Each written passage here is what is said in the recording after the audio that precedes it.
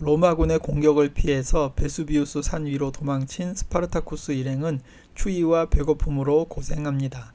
절망의 순간에 미라는 스파르타쿠스가 항상 방법을 찾아냈다며 희망의 말을 건네줍니다. 이때 크릭서스가 네메테스 일행이 로마군의 포위망을 뚫어보겠다고 산을 내려갔다고 알려줍니다. 무모하게 내려갔다가 오히려 위기에 처하게 된 네메테스 일행을 구하기 위해 스파르타쿠스 일행이 내려가서 그들을 구해내지만 그 과정에서 미라가 로마군이 던진 도끼에 맞아 죽게 됩니다. 스파르타쿠스는 무모하게 로마군을 기습하러 내려간 사람의 주동자인 네메테스를 두들겨 팼지만 그냥 가만히 굶주림에 지쳐서 죽는 것보다는 최소한 싸우다 죽는 것이 낫다는 네메테스의 말이 틀린 것이 아니라는 것을 누구보다 잘 알고 있었습니다.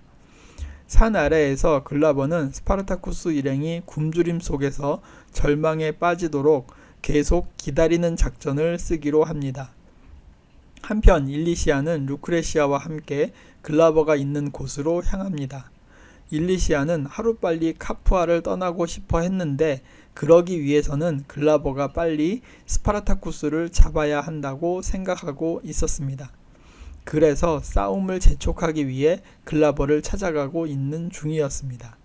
일리시아는 루크레시아에게 로마로 갈 때 함께 가자고 하는데 루크레시아는 아슈르가 자신을 가게 내버려 두지 않을 거라고 말하면서 자신이 처한 상황을 이야기합니다. 그리고 루크레시아는 나름대로 아슈르의 소나기에서 벗어날 방법을 모색한다고 하는데 일리시아가 자신이 글라버를 설득할 수 있도록 도와주겠다고 말합니다. 한편 미라의 죽음을 슬퍼하며 애도하는 스파르타쿠스는 적의 허점을 노릴 방법을 생각하고 있지만 쉽게 떠오르지는 않았습니다. 산 아래 글라버의 진영에서 아슈르는 자신들과 그동안 같이 했던 양아치 출신의 용병들에게 자신이 자유를 얻고 검투사 훈련소를 글라버에게서 받으면 양아치들이 영입 1순위라고 말하며 검투사 훈련소를 멋지게 운영해 나갈 것이라고 말합니다. 이때 일리시아와 루크레시아가 글라버의 진영으로 도착합니다. 일리시아와 루크레시아가 어떤 계획을 하고 있는지 모르는 아슈르는 루크레시아를 애틋한 표정으로 바라봅니다. 일리시아는 글라버를 만나서 하루빨리 남편과 로마로 돌아가고 싶다고 말하고 빨리 스파르타쿠스를 공격하라고 말합니다.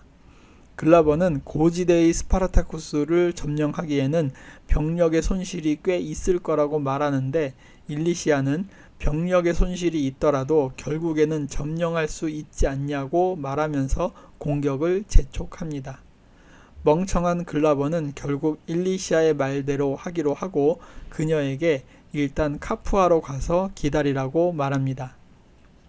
일리시아는 떠나기 전에 세피우스가 차고 있던 팔찌를 글라버에게 건네줍니다. 그 팔찌를 아슈르가 갖고 있었고 그것 때문에 세피아가 세피우스의 죽음에 대한 전말을 알게 되었다고 말해줍니다. 글라버는 아무리 생각해도 아슈르가 팔찌를 왜 세피아에게 건네주었는지 이해가 되지 않는다고 말하는데 일리시아는 아슈르가 권력이 있는 곳으로 미끄러져 들어가는 뱀새끼라고 말해줍니다. 글라버는 떠나려는 일리시아에게 아슈르처럼 루크레시아도 위험한 사람이라고 경고합니다. 글라버는 일리시아와 루크레시아가 떠난 후에 아슈르에게 팔찌를 던지면서 자신을 배신했다고 말합니다. 그리고 글라버는 아슈르의 동료들에게 토지와 상금을 주겠다고 말하면서 노골적으로 아슈르를 배신하라고 부추깁니다. 결국 양아치들은 자신들의 본색을 드러내며 글라버 편에 붙게 되고 아슈르는 붙잡혀서 죽을 위기에 놓이게 됩니다. 글라버는 아슈르에게 여전히 자신에게 충성할 의사가 있다면 그것을 증명해 보라고 말합니다. 글라버는 아슈르를 베수비우스 산 위에 있는 스파르타쿠스에게 가서 협상을 하라고 명령하였습니다. 베수비우스 산에 올라간 아슈르는 글라버가 스파르타쿠스의 목숨만 원하고 있으며 남은 사람들은 항복하면 목숨은 살려주겠다는 조건을 제시했다고 전합니다. 그런데 스파르타쿠스의 동료들은 죽기는 싫지만 죽게 되면 자유인으로 죽겠다며 항복은 절대 하지 않겠다는 의지를 드러냅니다. 아슈르가 산을 내려가라고 했을 때 스파르타쿠스의 동료들은 그를 막아섭니다. 글라버가 답을 기다리니 빨리 내려가야 한다고 말하지만 크릭서스는 아슈르의 잘린 머리가 답이 될 거라고 말합니다. 크릭서스가 칼을 겨누고 아슈르를 공격하려고 할 때 아슈르는 천하의 검투사가 무기도 없는 사람을 죽이려고 한다고 자존심을 건드립니다. 크릭서스가 아슈르에게 칼을 건네주라고 하니까 자신은 또 부상 중이라고 말합니다. 이때 네비아가 나서서 자신이 아슈르와 싸우겠다고 말합니다. 결국 크릭서스는 네비아가 싸우는 것을 허락합니다. 힘겨운 싸움을 하던 네비아는 정신력으로 버티면서 아슈르가 방심한 틈을 노려서 칼로 아슈르의 벨트라인 아래를 공격합니다. 급소를 맞고 괴로워하는 아슈르는 결국 네비아의 칼에 목이 날아가게 됩니다. 아슈르는 네비아에게 목이 날아가기 전까지 아주 조금 동안 고자의 삶을 맛보게 됩니다. 스파르타쿠스는 산에 있는 넝쿨을 모아서 몇몇이 몰래 산 아래로 내려가서 기습 공격을 시도하겠다고 말합니다. 한편 아슈르의 머리로 스파르타쿠스의 답장을 받은 글라버는 다음 날 산 위를 공격하기로 하고 병사들에게 잠을 충분히 자라고 명령합니다. 바티아투스 저택에 도착한 루크레시아가 난간에 서 있을 때 일리시아가 그녀를 벼랑으로 밀어 떨어뜨리려고 그녀에게 조용히 다가갑니다. 그런데 갑자기 일리시아가 하혈하기 시작합니다. 루크레시아는 아이가 카푸아에서 태어날 운명이고 신의 계시라며 그 계시를 완성해야 한다고 말합니다. 베수비우스 산 정상에서 긁어모은 넝쿨은 4명만이 타고 내려갈 수 있었습니다. 스파르타쿠스는 아그론과 크릭서스, 가니쿠스와 함께 산 아래로 내려가기로 합니다. 스파르타쿠스 일행이 산 아래로 넝쿨을 타고 내려가서 기습 공격을 시도하고 위에서 동료들은 그 신호를 보고 공격해 내려가려고 준비하고 있습니다.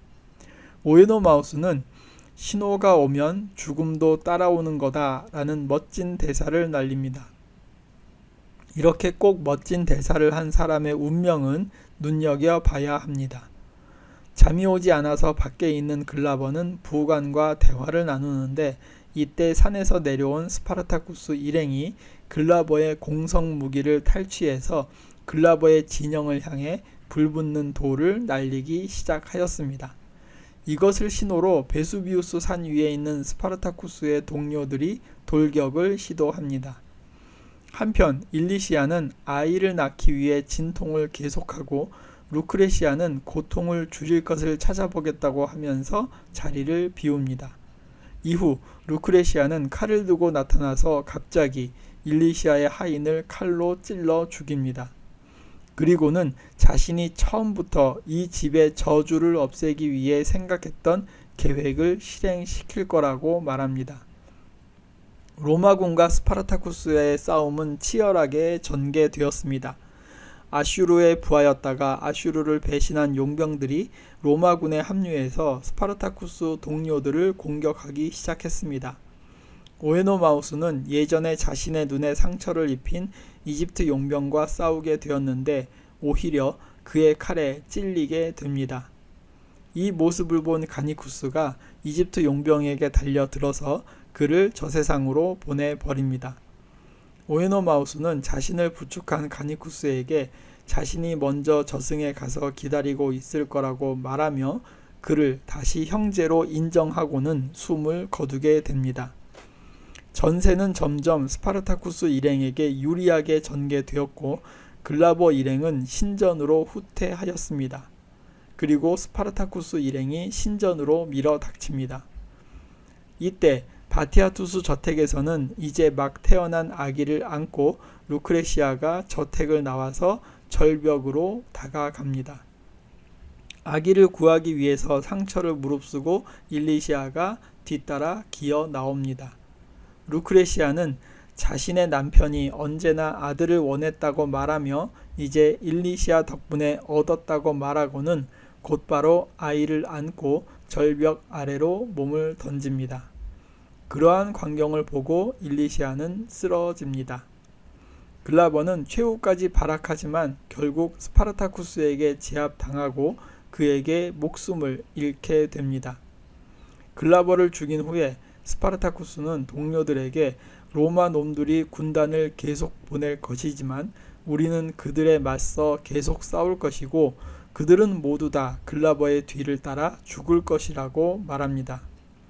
스파르타쿠스는 아그론과 크릭서스와 승리의 악수를 나누며 시즌2가 마무리됩니다.